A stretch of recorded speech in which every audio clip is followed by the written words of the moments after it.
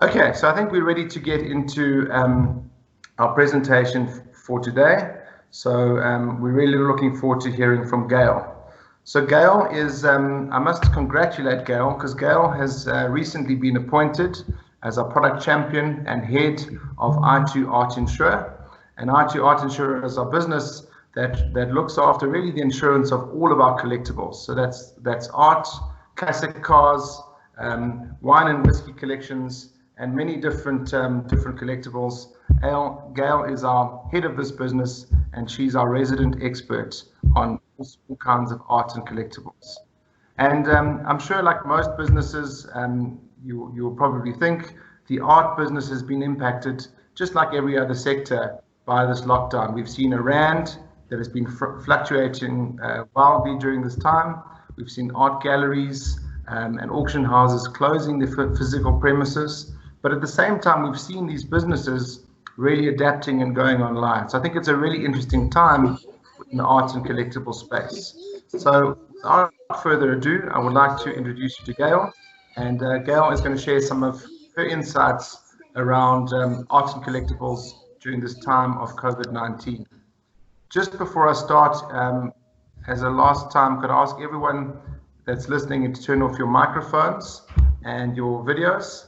And then over to you, Gail, and I will come back at the end for a couple of questions. If you do have questions, please put them on the message group, and we will make sure that we answer them at the end of the presentation. So thank you very much, Gail, and we look forward to hearing from you. Great stuff. Thanks, Justin, and good morning, everyone. Let me just get the right presentation up here. Okay, have I got the right one there? Looks like it. Justin, can you see? Yes, we can see, Gail. Okay, great. Thank you. Okay, so as Justin has introduced, my name is Gail Bosch and I head up the Art Insure team in South Africa. Gordon Massey is still overseeing the international market, which is great. And let me go through the art market. So let me see, I found this wonderful image. So although working from home during the lockdown does have its challenges, we are all fortunate in this industry that we're able to continue to earn an income when many others aren't able to. Unfortunately, we aren't the only ones who are not taking a break. And as proof, there was a theft in a Dutch museum near Amsterdam during lockdown on the 30th of March, which is ironically the day the artist was born. So we don't know if that was the targeted date, but we do know that it was a targeted theft because there was only one artwork that was stolen. So at 3 a.m., the thieves broke through the glass door of the Singer-Laren Museum and made off with the artwork. And the alarm was activated, but the crooks got away way before the security arrived. So the artwork is valued at £5 million, which at yesterday's exchange rate, is about 117 million rand. And it was actually on loan from another museum, so I'm sure this is not ideal. In recent history, actually, interestingly enough, there have been 28 Van Goghs stolen in 6 different thefts, and all of them have been recovered. So hopes are still high that this will be another one of those cases. And although this did happen in Holland, it's not too much of a stretch to imagine that this could happen in South Africa quite easily. So how did the art market adapt to lockdown? Like many other industries, the art market has turned to technology. Galleries, fairs, auction houses are digitizing their sales and being more creative with ways to showcase exhibitions when their clients are not able to physically visit the works. Galleries and auction houses are offering online talks, courses, webinars, much like this one. I'd encourage you to look on the websites of these galleries and auction houses to see what they've got on offer, because some of them are brilliant. Right, I found this on the internet as well, and I thought it was really apt for the time. If you think artists are useless, try spending your time in quarantine without music, books, poems, movies, paintings, and games. And although artists are not classed as essential services, I'm not sure that most of us have artistic entertainment. So the question we ask as well is, has the art world stopped buying art? And the answer, thankfully, is a resounding no, particularly in South Africa as well. In fact, at a recent Sotheby's auction in the UK, there was a 46% jump in the number of bids on African art. Local online auction results from auction houses such as Strauss & Co., Aspire, Russell Kaplan, and Stephen Welts & Co. are showing great sales results on the online auctions. There's actually also speculation that because of the increase in online, the market has become more appealing to younger collectors, that is people that are collecting under 40 years of age. So it might not be such a bad thing for this to be, you know, now on a digital platform. Sorry, let me get my brain working. Right. The art world response during COVID-19 has actually been great. And I think art is arguably more accessible during this crisis than at any other time so far. So many international museums are making their collections available for online viewing. I actually wish I had more time to spend viewing them all, but instead I will be servicing my brokers. Where else can you spend the morning at the Guggenheim Museum in New York, and the afternoon at the Rijksmuseum in Amsterdam? It's great we're able to experience so many collections, and I hope that they continue to let us access these even when they do open again. Although it's great that we have access, our museums, auction houses, and galleries are at higher risk whilst unoccupied. So apart from the security concerns, for which I'm grateful that security is deemed an essential service, burst pipes can go unnoticed for longer periods of time, increasing the likelihood of further damage. There's a higher risk of damage to works during transit due to delays in imports and exports. In fact, not too long ago, we had a case where there was an artwork that was delayed in a port, and it was left in the heat. It wasn't in a climate-controlled container, and the bubble wrap that had surrounded the painting had actually melted onto it, which made for a very interesting restoration project. But these things are going to happen, and the clients should rest assured that if they've got transit cover, and they've got the transit cover for these particular works, if they're held up in the ports, it's beyond their control, and the cover for the transit will extend to include that storage. Another question is, do your commercial clients need to extend cover for their stock or electronic equipment to include their private residences? I mean, a lot of them will be taking home stock, they'll be taking electronic equipment, desktops, laptops, you know, so that they can continue to work from home. And the question is, have they let us know? Additional stock as well, due to the rand value, particularly if they're consigned from other countries, it's a good idea to ask the client if they've got sufficient sum insured to cover these works at the new sum insured. Now, we do work differently to other personal lines policies in that we're dealing with appreciating assets. So on our collector policies, not so much on the commercial side, but on the collector policies, we're working with an agreed value. And how that works is we get a valuation certificate and we agree that value on the artwork. So if there's a claim, there's no argument about it, that's the value that's going to be paid. Where this isn't ideal is with the exchange rate and the rand value that may no longer be sufficient with the internationally recognized artists. So, in a survey of ultra net worth individuals, we asked, why do collectors buy art? And as soon as my slide cooperates, I'll show you.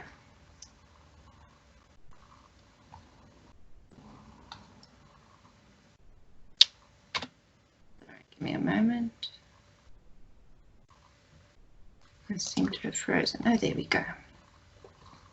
So when collectors ask us which artworks they need to buy, we always say that the joy of ownership is the most important because capital appreciation is not guaranteed. That being said, we can't ignore the #1 reason that our clients collect, and that is capital appreciation. And it's also why it's so important to ensure that the insured values are correct. Safe haven for capital, because often artist values are pegged to the dollar or the pound, therefore the value is less volatile than the rand, particularly at the moment. And it's important to note that the rand value on the schedule may be insufficient due to these fluctuations in the exchange rate. It's also important to note that there's absolutely no guarantee that the work will appreciate in value, so it's still important to have the joy of ownership if it doesn't.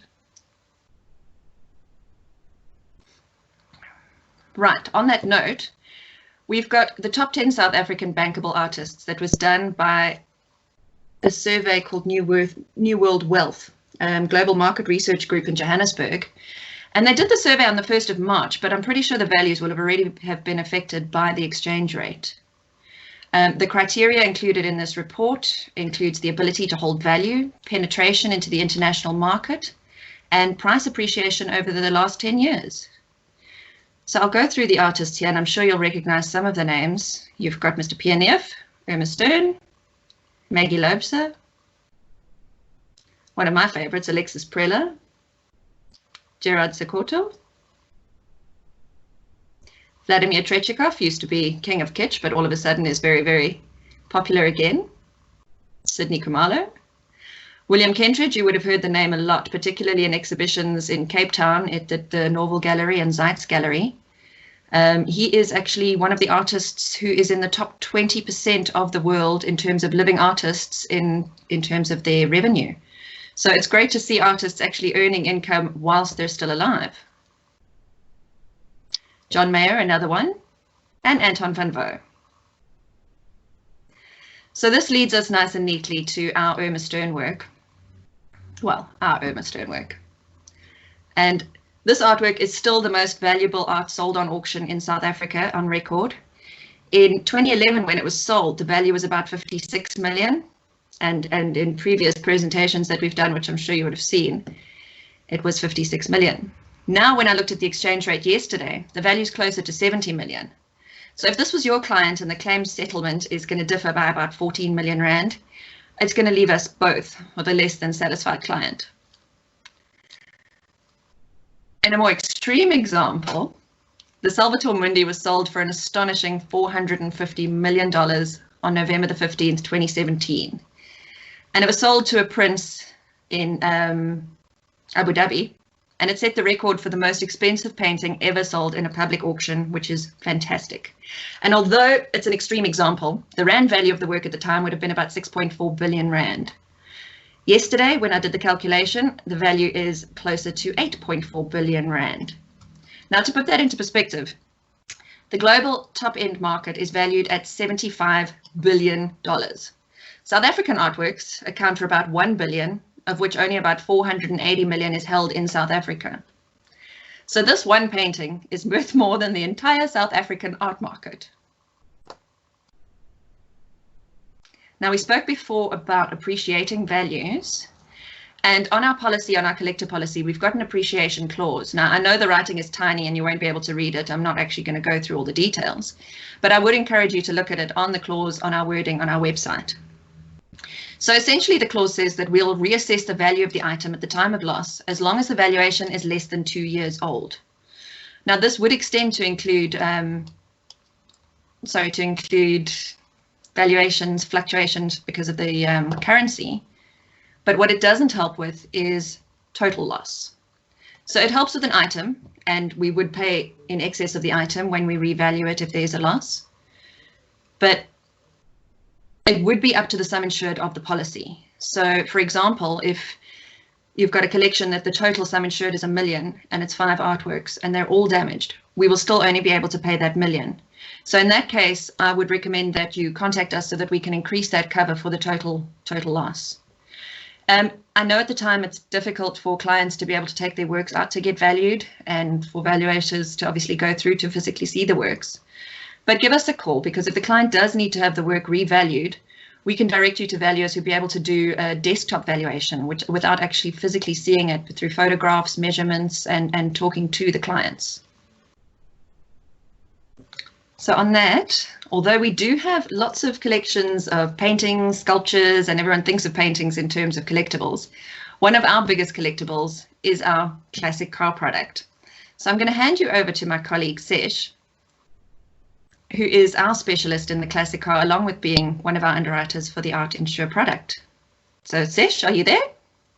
I am. Good morning, everybody. Thank you again for your time. As Gail said, I'm SESH, and one of my passions is classic car. Researching it, figuring out how to insure it, and more importantly, how to take care of it. With a classic car, you think Sunday drive in the country. However, with the current circumstances, a Sunday drive is very rare at this point in time. And when you're not driving your car for an extended period of time, the first thing that starts to complain is the battery. You might notice your car is slower to start, and that's because the battery has been slowly discharging since the car was last driven. While driving your car is still the best way to preserve the battery, if you're not able to do this, just start it up and let it idle for a little while just to preserve the battery.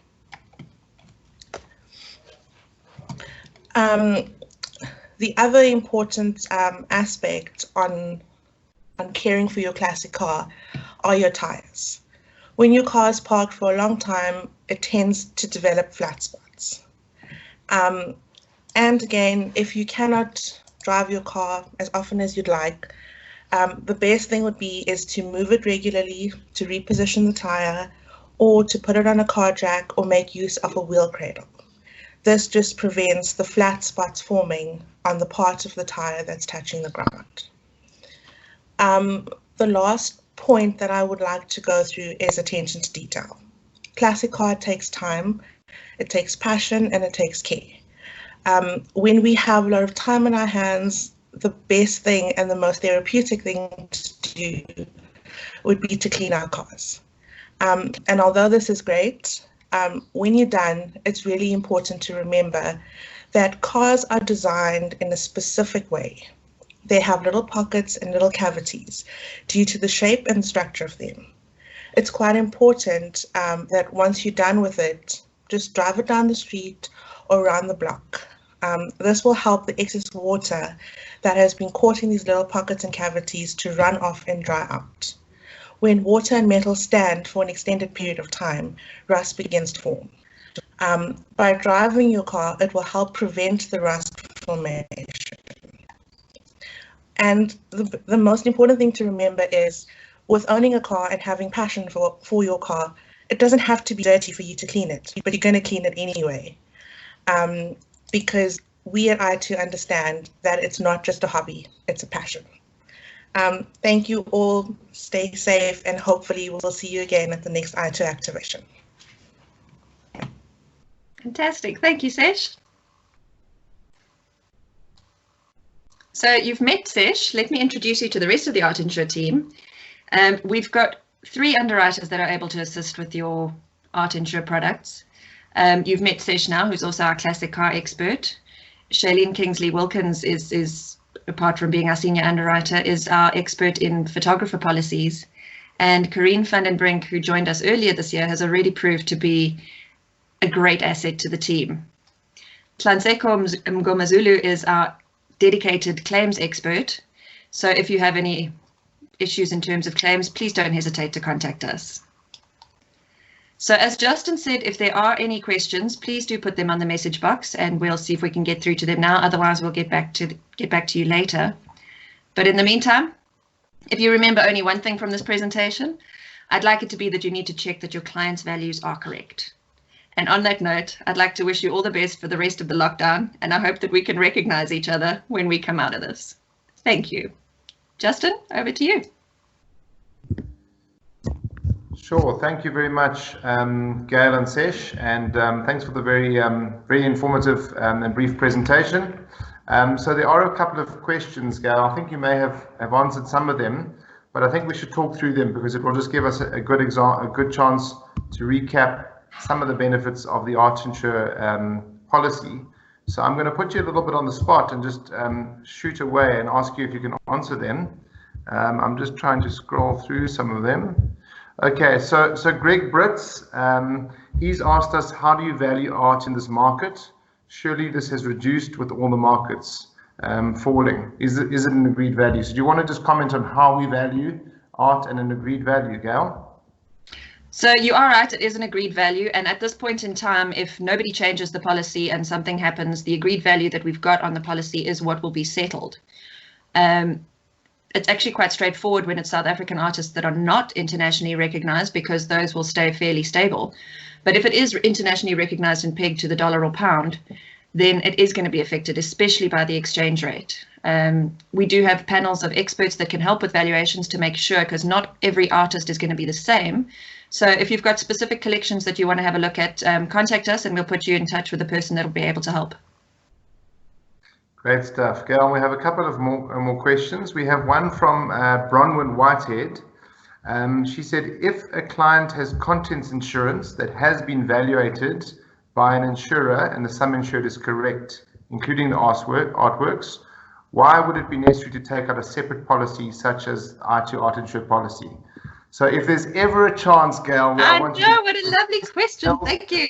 As to why you shouldn't insure artworks on a normal personal or commercial policy, answer this question. And if all the brokers are listening, here is a sales pitch about why you should be taking out an iTOO Art Insured policy.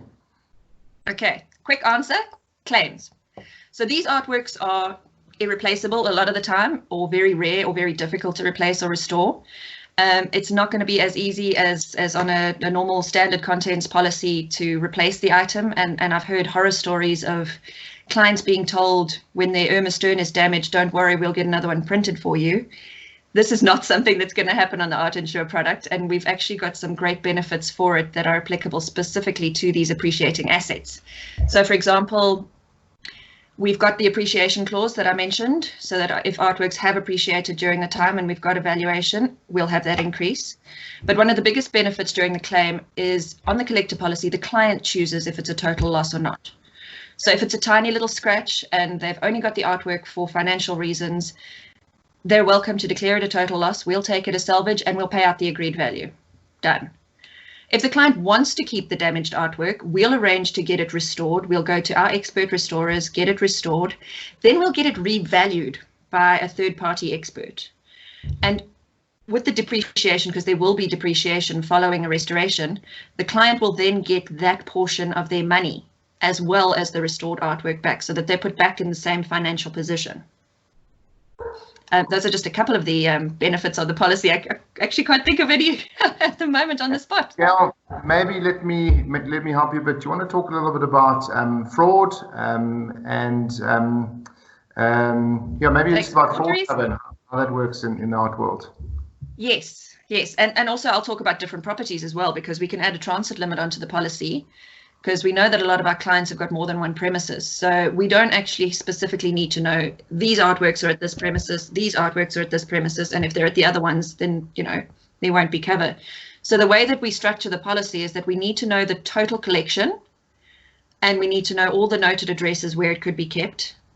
And as long as it's at one of those premises and it's on the list, then it would be covered. If we've got a transit limit, then the client doesn't need to let us know when they're moving artworks around. Also, as Justin mentioned on the policy, we've got optional cover for fakes and forgeries. For example, if you inadvertently buy from a reputable dealer, not from some dude on the side of the road, but if you buy from a reputable dealer and it lands up being a fake or a forgery and you've got the cover, then you'll be settled on that. Also for defective title, and let me explain. So defective title would be when your title to the work becomes defective because it's stolen. So it actually belongs to someone else. You've bought it from a dealer and it's, you know, total inadvertent sale. You find out that it's been stolen. What would normally happen is the work would be confiscated from you and returned to the original buyer, and then your client's out of pocket. Unless they've got the defective title cover, in which case that would cover that loss. Great stuff. Gail, we're getting lots of interesting questions, which is great. So if everyone's listening, we're going to spend a few minutes answering all of these questions, and I think this is a really good opportunity just to talk about art and collectibles insurance and how it's different to your standard commercial and personal policy. So Gail, maybe just a question from me to get the conversation going a little bit. I'm an avid wine collector, and I collect investment bottles of wine, which I hope to maybe sell one day, but maybe I'll drink them. But how would you insure something like a wine collection? And maybe importantly, could you talk about what are the other types of things that we insure? Because you've mentioned art and classic cars. What else can we insure under an art and collectibles policy? Okay, great, Justin. If you've got wine left, I'm coming to visit you because I'm out. And I'm sure it's tempting to be drinking your collectible bottles now. And I think it's really cool that you're doing a presentation on the 30th about wine tasting when people don't have wine. Lockdown, is it covered? Is there any form of COVID-19 cover for consuming your wine collection during lockdown? I'm going to go with no, because consumption would be an exclusion. But we do cover wine and whiskey collections, and we'll cover them also at agreed value. particularly on the collector side. We can do it on the commercial side too. It would be a bit of a different basis of valuation, but for collectors, it would be agreed value. And that would be for theft and accidental damage up to the sum insured. So we don't sublimit. And let's think of some of the other collections that we've got. I'll try to think of some of the weirder ones as well. We've been asked to insure thimble collections, spoon collections, some of the more standard ones. We've got valuable carpets. We do antiques, medal collections. We insure toy collections. Actually, we had a client that had shown me probably needed therapy afterwards, had a collection of Star Wars memorabilia, and all the artworks were, in mint condition. So his his collection landed up being valued, I think, at about R1 million. So although he wasn't able to play with his toys as a child, he's smiling all the way to the bank now. Great stuff. Gail, I've got a couple of other questions coming in. So I've got a question from a broker here who's saying he's heard about our classic car collectors policy, where we can insure one vehicle, provided it's on a named driver basis, one vehicle at a comprehensive rate, and then the others at a different rate. Can you explain very briefly how that works for collectors? Sure, yes. Classic car collections? So if the client has got a collection of 5 vehicles or more, what we can do specifically, because the client can only drive one vehicle at a time, or possibly if there's 2 drivers too, is we'll insure the whole collection for static risk only. Although that will include theft and accidental damage at the premises, it will still be the static risk, which, as you know, is a hell of a lot lower than the comprehensive policy. Then we'll insure the highest value vehicle for comprehensive cover, which will allow the client to drive any of the vehicles at any one time. It is a named driver policy, and we do have limited mileage on the policy, but I think it's great because these clients aren't going to need to insure every single vehicle on a comprehensive policy. Gail, one of the things you mentioned in your previous answer to me was that we insure accidental damage and theft to the full value of the artwork, whereas one of the things that I've noticed is that most personal and commercial policies have a first loss limit for accidental damage and theft. So often you've got a huge contents collection, but your actual accidental damage and theft, which is the real risk for these items, is limited. We've got maybe just some other differences. Craig Poger, one of our brokers, has asked, what are the minimum security requirements, such as linked alarm systems, for our art and collectors policy? I'm assuming you're talking for, maybe you could answer that for a private home and for a corporate collector. So thank you, Craig, for the question. Okay, so for a private collector, our absolute minimum would be security gates on all external doors and burglar bars on all opening windows. Failing that, a linked alarm, linked to 24-hour armed response, or if they're in a secure area with, surrounded by electric fence, 24-hour security also linked to armed response, and the rate would differ accordingly. So if we don't have those minimum security requirements, it doesn't mean that we can't insure the client, but we will limit theft cover to forcible and violent entry. With all the security requirements in place, it's not limited to forcible and violent entry. Also on our commercial side, the whole idea of the commercial spaces is that they need to be accessible to clients. So, galleries, museums, you want people to walk in. So we can't limit that theft cover to forcible and violent entry because accidents happen and thefts happen with people that are walking around because it is accessible. So we do limit it if it is at a third-party premises. So, for example, if the client is renting out one of their holiday homes to someone else, we'll still cover the artwork there, but it would be limited to forcible and violent entry because we're not going to be covering the rentee walking off with the artworks. Great stuff. Gail, we're getting a couple of other collections here, and this is one of the things that I've really loved about this art and collectibles, is that it's not just artwork.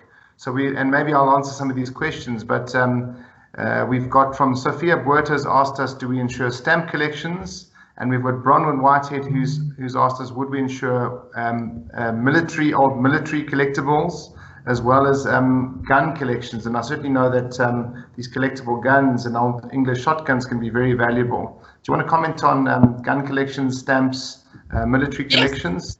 Yes, happily we can insure both. Sorry, I didn't mention, I know that's a huge list of collections. Basically, as long as it's appreciating in value and we can put a value on it, then we can insure it under our collectible policies. And we do insure stamp collections, we do insure weapon and gun collections, and I'll go through that now.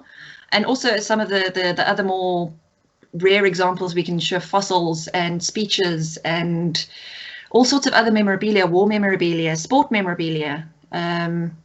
But going back to the weapons and gun collections, we'll insure it for theft and accidental damage at the premises. We won't insure it for whilst it's in use. So if the gun misfires, that wouldn't be included under the collector policy, because that should be under a warranty of the gun. But if it's just for display purposes, then the rating would obviously reflect that, and we would cover it at the premises. So Gail, we're getting more of these weird and wonderful collectibles, and I think for me this just illustrates how amazing this world of collectibles is. And there's so many different people that have so many different passions that they collect. So we've got here examples on cycads and rhino horn, which I know that we do. I don't know if you want to comment on insuring cycads. And I know my dad is an avid cycad collector, and some of these things can be worth up to 50,000 Rand, I think. Would you insure a cycad? We would definitely look at a cycad. We actually looked at launching a specific cycad product a couple of years ago. We didn't get much of a take-up, but we still do have the cover available. So we would cover it then again for theft and accidental damage. It wouldn't be covered for things like frost and not watering it or any of the other natural disasters there, but it would be covered for theft and accidental damage. Also on an agreed value, so we would need to get those valued. I know it depends on the kind of cycad and the size of the bulb. Those are actually quite interesting, the cycad side of things. And what was the other one that you mentioned? Here's another really interesting one. So of course we've got from a passionate Italian Ferrari lover, racing driver, who's asked you just to mention, which I'll do, is that we can insure Ferrari and other sporting memorabilia. And I know if you look around boardrooms of many of your clients, all of them have these auction bought sporting memorabilia and sports collectibles, so we do insure those as well. But here's a really interesting one. I've got a question from Herman van Sale, and he said, would it be possible to insure a vintage plane, such as a Harvard? And that's a really interesting question. How would you go about insuring a vintage plane like a Harvard? That is actually an interesting question, and I think it would be quite straightforward for us to be able to insure it if it's going to be on display, not actually flying. If it's going to be commercial use, then I'm sure it's going to be a different kind of cover. But certainly if it's being kept on display, that would be fairly straightforward for us to insure, as long as we can get a value for it. Great stuff. We also insure classic motorcycles. I've had a question around classic motorcycles. So we actually have a number of those collections. And this is really great. I'm getting more and more questions around all of these things. I've had a comment from someone to say that the biggest exposure in cycads is theft for export. So believe it or not, cycads in your garden are stolen and they are exported and sold for huge amounts overseas. Here's another great one, which I do know the answer to, but for the benefit of all of our brokers listening, we have a question: can you insure a sneaker collection? And I have a friend that I know collects these limited edition Nike sneakers that come out, and I think he's got over 80 in his collection. So would we insure a sneaker collection? Sneaker collection, if it is still in the original box and it's used for display, definitely.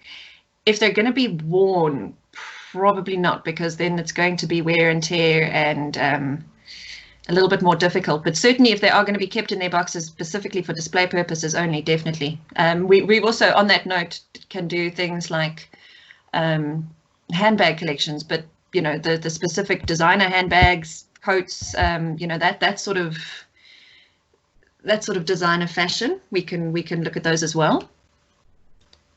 Great stuff, really interesting stuff. So while we're talking, if anyone has any other interesting collectibles, it would be great if we could do that. And I think, Gail, maybe a good challenge that we should put out to our brokers is, if you have an interesting collectible that is something that is a passion of either you or one of your clients, and it's something that appreciates in value, we'd love you to share it with us on the iTOO Art Insure Facebook or Instagram pages.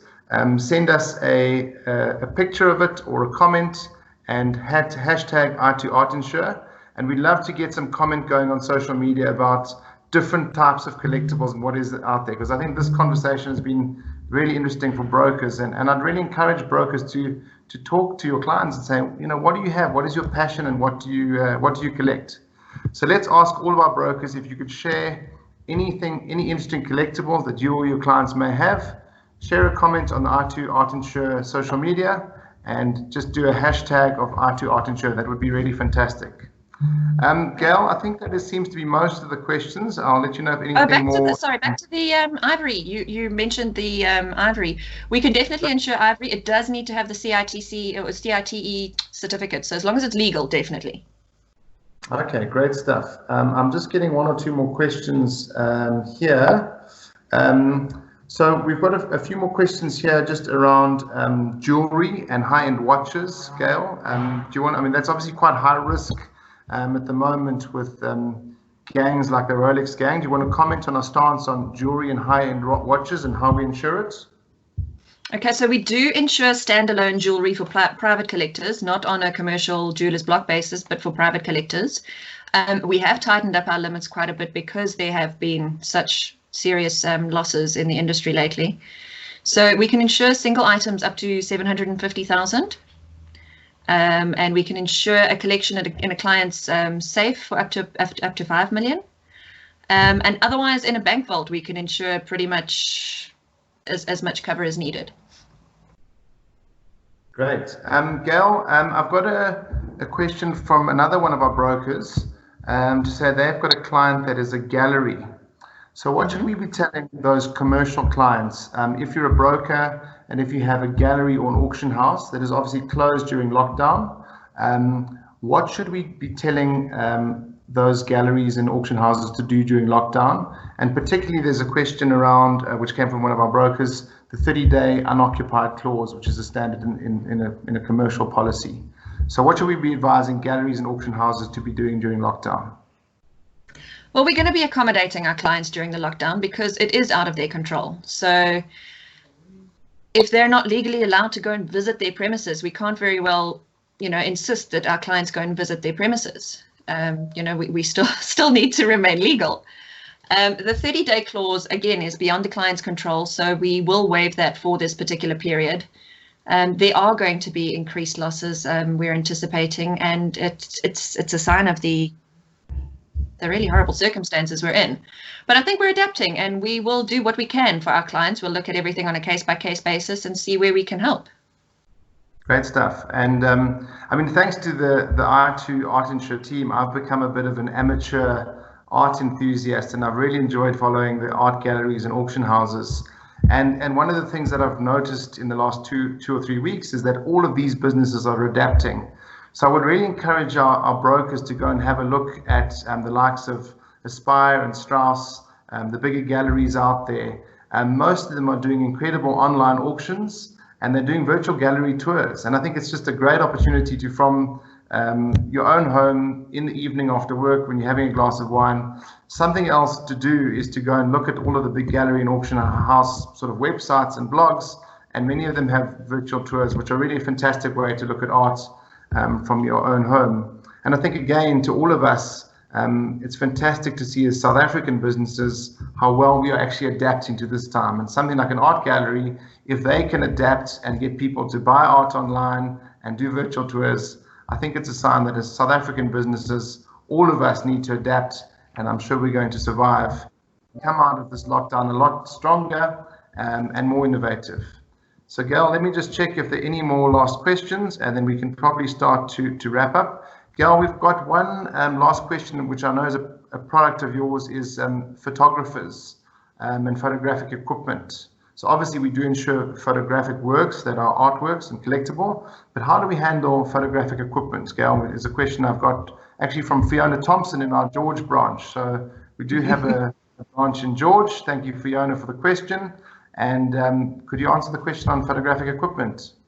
Correct. Okay, so yes, we've actually got two products for our photographers. We've got one for our enthusiast photographer, which would be for somebody who's using their camera for game drives and, you know, personal things, and every now and then possibly gets paid for a wedding. You know, as long as their income is less than 50% in total from photography, then they'll qualify for the enthusiast photographer. We've also got a professional photographer, and that would cover worldwide accidental damage and theft. And we know these the equipment can be very expensive, so I think it's definitely worth insuring the equipment. And there's also benefits on those policies, for example, like reshoot costs. You know, if something happens to the drive or the disc that has the photos on, you know, that sort of thing. Obviously, theft and accidental damage also not sublimited. What else can I tell you about photographer? No, that's perfect. Gail, is there anything before? Wait, we've got another interesting question. So we have two questions. So we have one from Shane Pickles, who said, could we insure 700 bonsai trees? As this broker, Shane, has a client that grows and collects. So could we insure bonsai trees, Gail? I guess similar to cycads? It would be similar. I'd have to look at it. We definitely need some more information, but I wouldn't say no offhand. I think it's quite an interesting one to look at, yeah. Let's chat after this, Shane. So Shane, you have my contact details. It would be great if you could, we can get in touch, and we'll certainly have a look at how we could insure these. And I'm pretty sure we could make a plan to insure these bonsai trees. So again, just another great example of different collectibles that we can insure. We also have a question from Christian Skutter, and he's asked about drones used for photography. So as a separate product, iTOO actually has a drones insurance product, and there we will insure the drone for the actual body of the drone. We will insure the aviation risk and liability, and many of these drones do carry expensive camera equipment. So we do insure the drone, the liability, and the camera equipment that it is carrying. So yes, Christian, we can insure drones. This has been a really great discussion, and so many interesting things coming from it. So Gail, is there anything else you want to end off with a last point or last pitch on why we should be to sort of wrap up your presentation? Is there anything else you'd like to share? Well, I'd encourage everyone to keep in touch on our social media pages, because we often share fun things like the galleries that do have the virtual tours and the museums that have the virtual tours. I'd encourage people to have a look at auction houses and see what they're doing in terms of their talkabouts, because they can't do walkabouts anymore. Because they're doing interesting interviews with artists. Maybe they're interviewing one of your client's favorite artists, and you can let your client know. That might be a good way to build relationship with your clients. But the biggest message that I want people to take away is to just make sure that the values are correct for this time and during the volatility of the exchange rate. Great. Thank you so much, Gail, for your interesting insights. It's great to have experts like you working as part of our team, and really great to be able to share some of our expert insights with our different brokers. And I just think the level of questions that we've had today has been really exciting to show, you know, how interesting it is when you chat to an expert and the different ideas that can come up, and really great for our experts to be able to work with our broker experts and clients to come up with interesting solutions for all types of art and collectibles. Maybe just a little bit of a wrap up from me. So I think the most important thing that I took out of today is it's really important that any collectibles you're insuring are insured for an agreed value. During this time with exchange rate fluctuations, it's really important to make sure that those values are up to date, and please contact our Art Insure team for a panel of our valuers. It is also available on the iTOO Art Insure website. I think one of the other big thing that I want to get across is our policy is really different to a normal commercial or personal policy. There are many, many subtleties in how we handle a claim and the different types of covers that you do get, because we understand the mentality of a collector. So please don't insure these collectibles on a personal or commercial policy. Come to iTOO Art Insure.